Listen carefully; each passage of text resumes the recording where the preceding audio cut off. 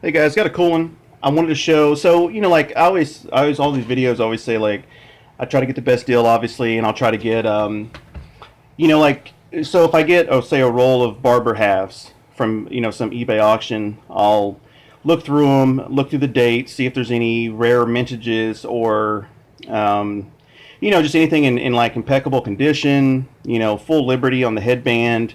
Uh, just anything that's kind of worth keeping to the side, because a lot of these older coins can have some good value. So the main thing I want to say on this is the ones I'm showing, these were all bought just for like when I get the $15 peace dollars or the $16 Morgans or Barber $half rolls for say $130 or whatever, just over the course of last couple years. So I just wanted to kind of show some of the coins that I found just in lots that weren't even labeled a particular date or whatever. It's just it'd say, oh well, Morgan silver dollar lot of 3, and then you get to look in and it's like, oh wow, there's actually a really rare date and mint in there.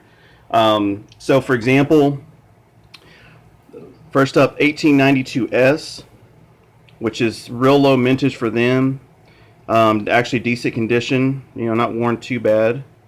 Plastic's kind of weird, just shine. But next one, I got this a little lot of 3, and this was a 1904S, which is another, that was the last year before the 21s they made. I think I talked about this one before, but this is a 1921, just beautiful, like toning on it. And I got this one, same thing. It was a lot of 4. I just paid, I think like this one was maybe $20, and beautiful 1921 high relief, and they just had it labeled as 4 silver dollars, and I just happened to catch a picture of one and saw the 21, and off to the races. 34S peace dollar, and then 35S peace dollar. So just a few in there. That's pretty good considering you're just buying basically like for coal prices. And these are certainly not coals. And so it's like I tell people, I'm not really a coin collector. I like silver coins. If I can pay for their metal content more so than numismatic. But a few of the S's on the back. So those are pretty cool. And then these are just a few like Barber quarters, 1892, just first year. This one was just a really nice condition one. Came in a roll, I think. And then and actually some of these have come from coin shops, and some from just random rolls or whatever. But 17S obverse, that was a good one from a coin shop in Houston. 1919, 962,000 mintage, pretty good. 27 to 28, I just like these because not a lot of them made, not super rare, but it's the only one made in those years. So I figured, set those aside. 17S reverse, same mintage. 16D obverse, that was pretty cool because, can I get the little mint mark there, right here.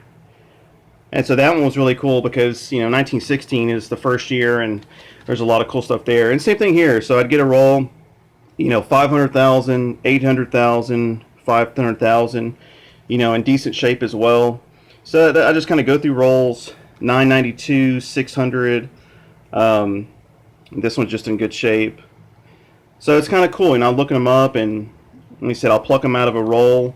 I'll keep the actual roll, other rolls just onto themselves, $10 rolls, and any of the others. 49S, 1919S, 1917, good condition, Liberty across the headband. I don't know if you can see it or not because it's right angle, but anyway, so it's just kind of. Then I have a few these are a few that I found just through coin roll hunting. And I think I've showed a roll of 40 percenters. This is some of just the 64s, the 90% stuff. So But anyway, yeah, just kind of a cool, just kind of a few of the coins that recently that I've acquired. And like I said, I mean, just especially the silver dollars because they carry so much premium. Um, it's just like I said, and they were all bought for well under $20 a piece. And like I said, these are closer to 15 or $16. I think the 21 was actually the most expensive, most I've ever paid for a silver dollar, and that was $20. So anyway, just a few cool coins. I mean, the stuff is definitely out there. I mean, it's amazing, honestly, what you can see in some of these auctions that, they just list silver dollars, just real general and vague. And then you look through a few pictures, and all of a sudden you see some pretty cool stuff in there. And, I always get kind of leery. I'll say the same thing, too. I always get kind of leery when I see Carson City stuff because, man, that stuff is so faked all the time. Even like this 21, I was kind of leery. The lady, she said it was a state sale fine. The 4, she was real vague in the listing, which just kind of lends to little authenticity. I looked at her other listings, and you can tell she literally was hitting up estate sales and had the most random, assortment. And and I weighed it, tested it, and everything else, and it's all legit, thankfully. But like I said, with some of the Morgans, I know a lot of the Carson City stuff there's a lot of fakes out there, and sometimes they use real silver, and just add the Carson City stuff to it.